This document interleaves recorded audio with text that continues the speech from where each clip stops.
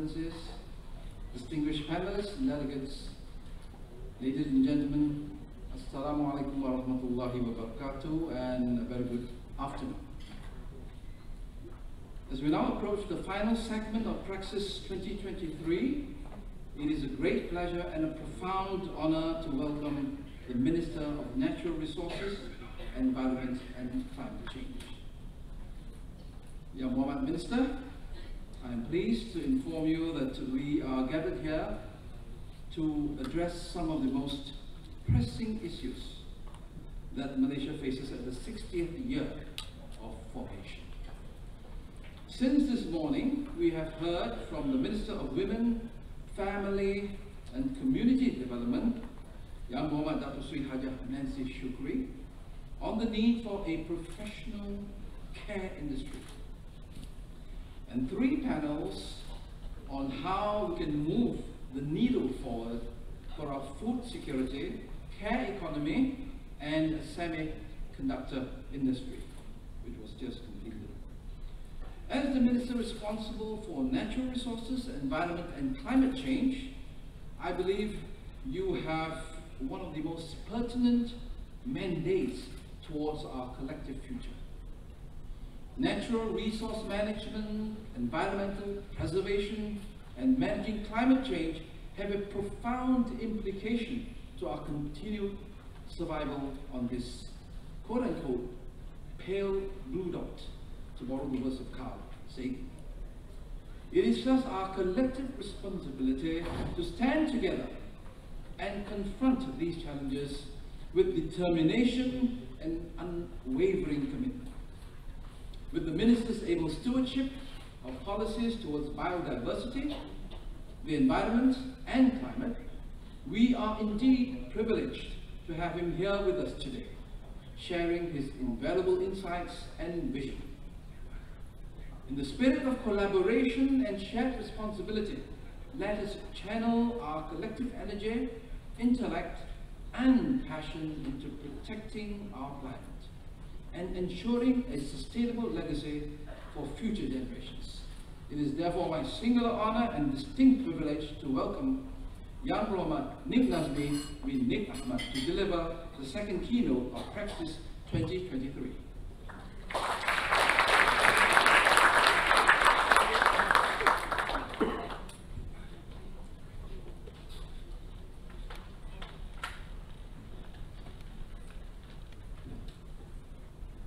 Bismillahirrahmanirrahim. Assalamualaikum warahmatullahi wabarakatuh.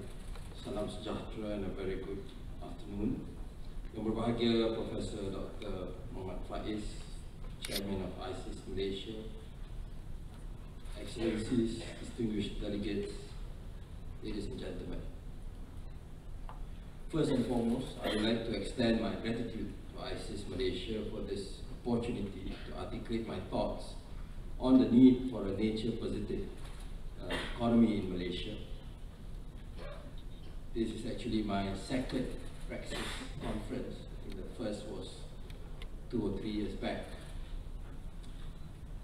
The nature-positive economy, as we see, aims to foster a sustainable development model that restores, protects and enhances natural ecosystems while contributing to economic growth and equitable wealth generation for the people. This represents a paradigm shift from the traditional development model wherein economic objectives are paramount.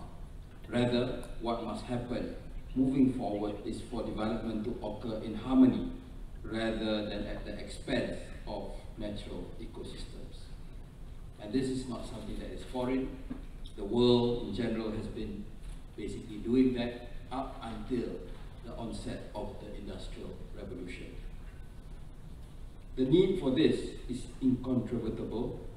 The UN has stated that climate change is the defining issue of our time, and we are at a defining moment.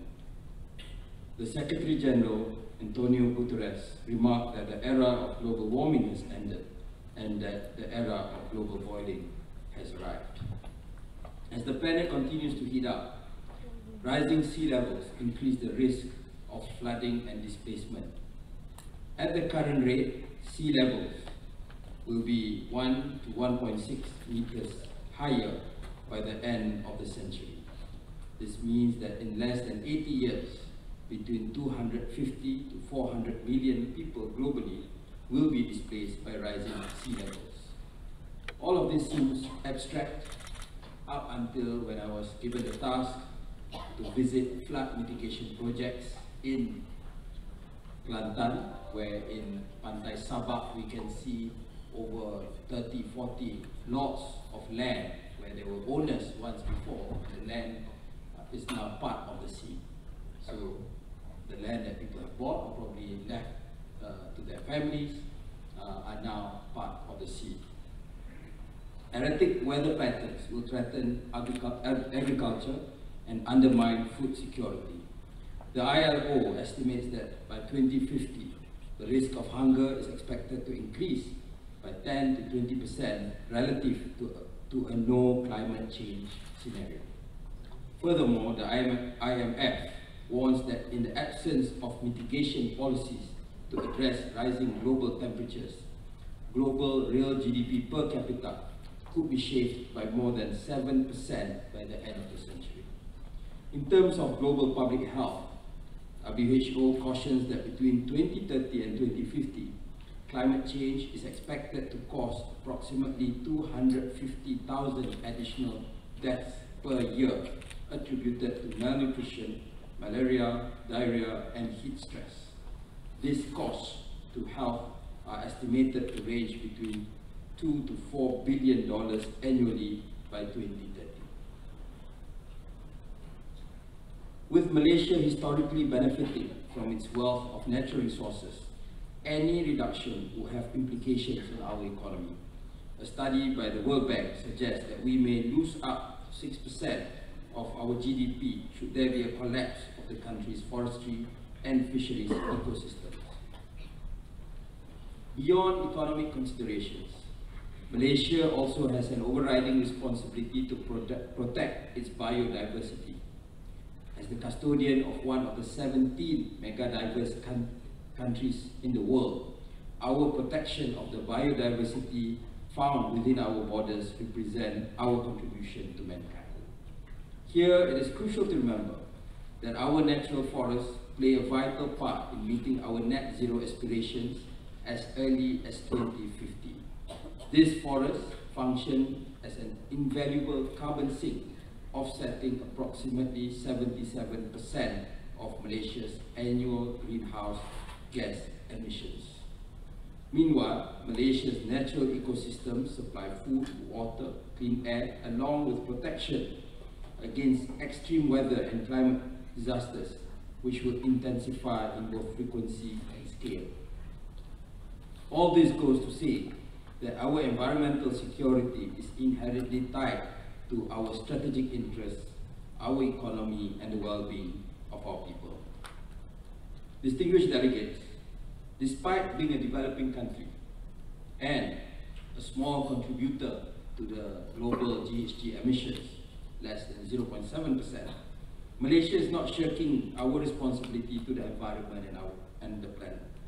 We intend to reduce the intensity of GHG emissions across the economy by 45% based on GDP in 2030 compared to 2005 as part of our nationally determined contributions, NDC. This reduction will primarily come from increasing efficiency and transitioning towards greener alternatives in the energy, agriculture, and land use change sectors. Stricter sustainability regulations are also trending globally. We at the Ministry view them not as challenges, but rather as opportunities to increase our competitiveness. For starters, the Malaysian government has already committed to ensuring that any palm oil expansion does not result in forest loss, while also maintaining 50% of our country's forest cover, as we committed to in the 1992 Rio Summit. Here I can inform you that a lot of this work has borne fruit. We have managed to reduce our primary forest loss by 57% as of 2022, placing Malaysia at number 4 among the top 10 countries for reduction in primary forest loss last year. This, as the Global Forest Watch puts it, is at near record low levels. To synergize conservation efforts with development, the former will be complemented with nature-based solutions to ensure win-win outcomes.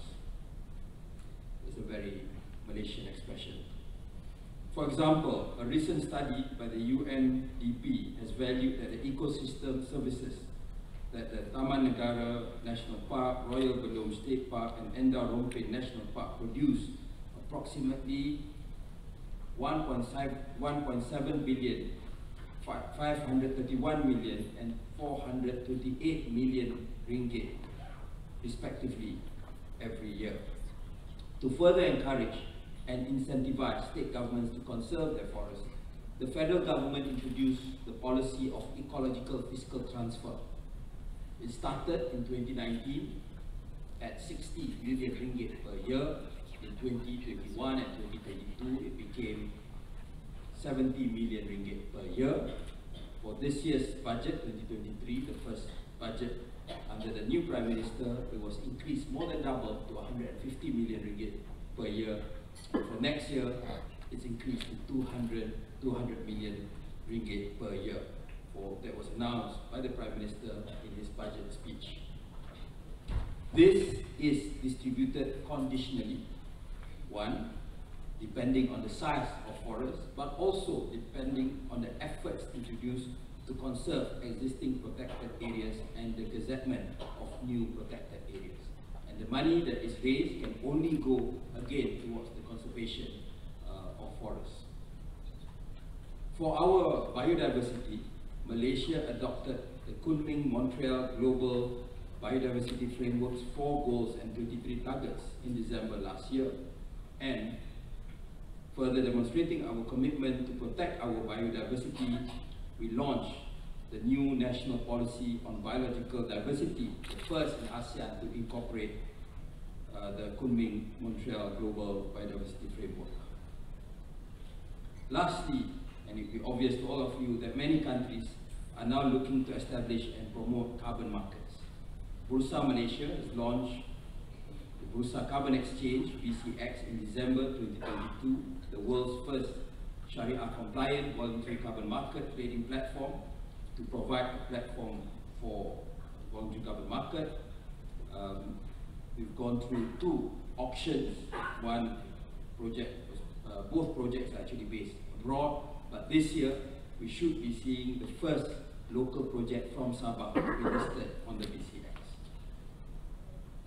In line with the Madani framework, the government has also announced the planned issuance of a 1 billion ringgit biodiversity sukuk to accelerate biodiversity restoration efforts by rehabilitating degraded forests, as well as increase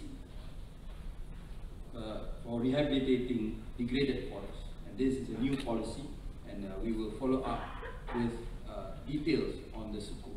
It will be used to fund the reforestation of forests by generating carbon credits.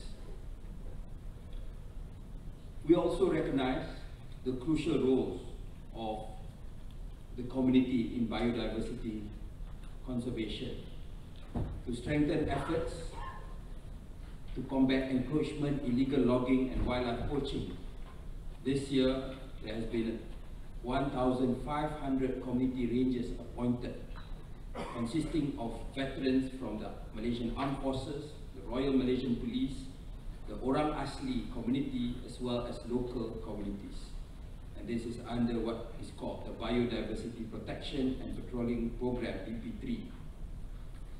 At the same time, we've also seen another effort involving the Orang Asli, what is called the Menrak Rangers in the Royal Belum Park in Perak, which has been recognized at the international level due to the novelty and the innovations that they have introduced. For 2024, under the new budget, the community rangers will be increased to 2,000 individuals with an allocation of 60 million ringgit.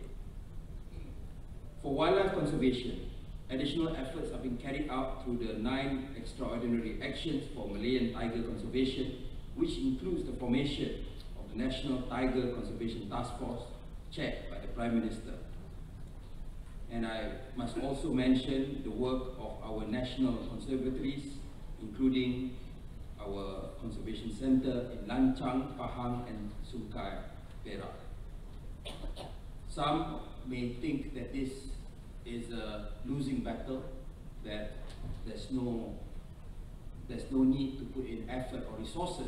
But we've seen that there's been examples, particularly from India, where as a result of the efforts that the government has put in for many, many years, the numbers of not just tigers, but also the Asiatic lions that are there have actually increased significantly. And I again would like to commend the Royal Belum Park for being the only centre in Southeast Asia to be credited for their tiger conservation efforts under the CATS accreditation.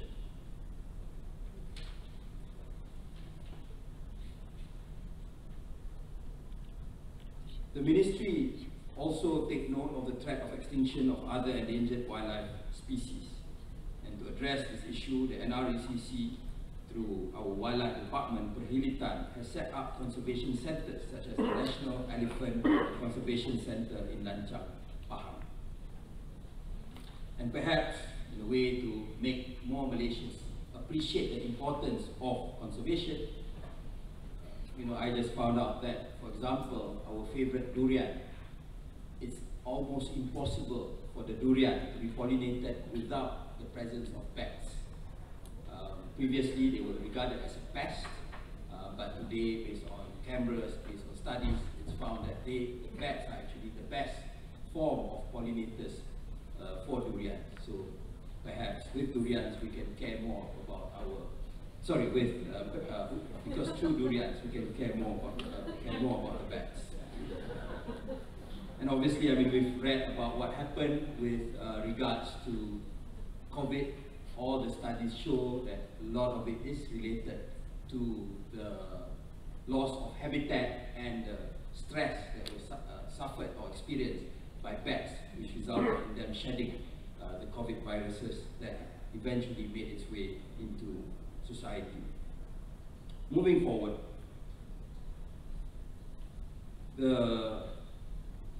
we know that entire livelihoods are dependent on our forests. It is important that we ensure that the indigenous populations and vulnerable communities are not marginalized when drafting the various policies that we want to have. Their free, prior, and informed consent will be important to ensure that all stakeholders are aligned in this important endeavor.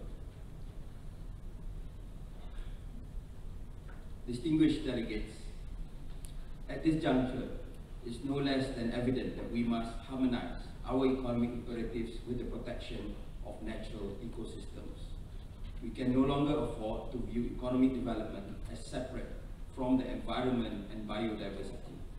The rigid dichotomy that existed in the past must remain in the past. From a policy-making standpoint, the government has a responsibility to lead without hesitation. We must come together to identify synergies between the needs of the planet, the government's objectives, the private sector imperatives, and the people's best interests. What is very, very crucial, I think, is also to learn that we must make the case for environmental protection, for conservation, for protecting our planet. We've seen in recent years that after all the various gains in policies that we've made as a planet, but due to some incidences when governments across the world failed to make the case for reform, we saw a backlash from voters. We saw a backlash from communities that has now hampered our efforts for reform. So I hope that we can together find ways where we need to be able to communicate this better to the citizens, to show, not just in the durian example, but other examples where we can see that we must work hand in hand for economic growth and also for not a choice. But the most important thing is to be able to communicate that to the public. As we draw this discourse to a close, let us remember that the path to a sustainable and resilient future is not one we walk alone. It is a collective journey guided by the principle that our actions today shape the world of tomorrow. Thank you, and may our shared commitment to a greener, more sustainable future guide us in the days ahead. Thank you very much.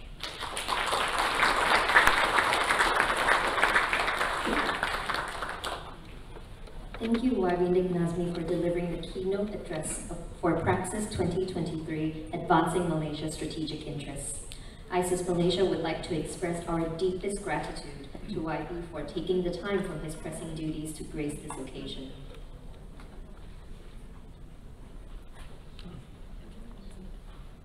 Announcing the departure of YB Nazmi bin Ahmad, Minister of Natural Resources, Environment and Climate Change, from the ballroom.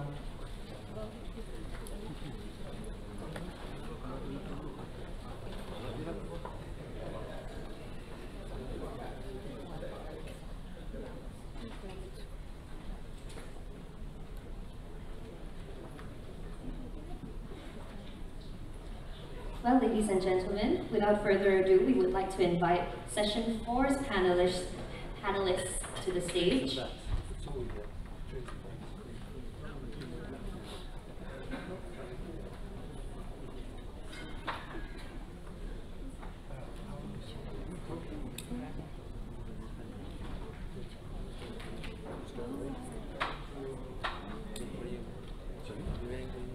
Would you like to, Tan Sri Nazmi?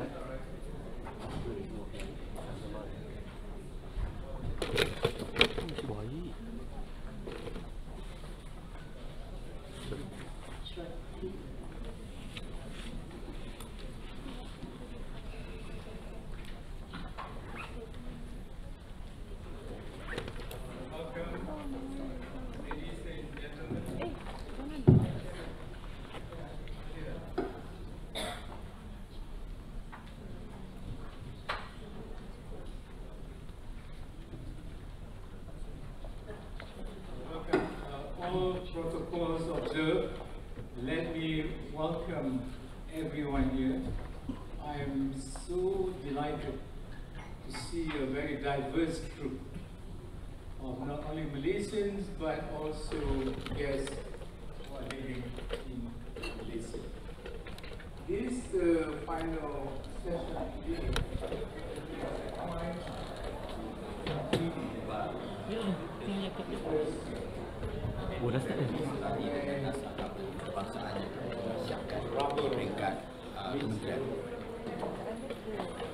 InsyaAllah dalam masa yang sebab PM dah pun umum, maknanya kita dah masuk segera ke perkara ini supaya dapat dilancarkan segera dan dapat dimanfaatkan oleh kerajaan-kerajaan negeri yang nak mencari dana untuk mengatasi masalah hutan rosok dan sebagainya. Secepat mungkin, insyaAllah. Okay. About the rare earth ban policy. Do you have any updates of the rare earth ban policy? This morning, YB Chang was talking about now the export of processed rare earth now is already being allowed, is it? Yeah, because there's a few things that we need to do. I think the policy details will come soon. Once is the earlier, a few weeks ago, we informed all the MBs when they came to NRECC that they can already start to explore for rare earth, and that's a big decision because previously the only project given was the pilot project in Perak, in Kenering.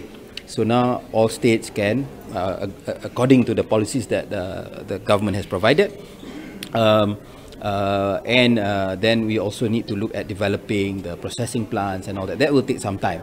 So in the meantime, obviously, the basic idea is that there will be a few years where export is allowed, because if you don't allow it from the beginning entirely, then you know it does not become feasible. But as per the Prime Minister's announcement at the midterm review, that the eventual policy is that there will be no export of raw rare earth. Okay, thank you. Thank you so much. Terima kasih bang. Jadi reporter ini kan? Hah? Tak, saya tak pakai orang. Saja saya ambil sikit ni.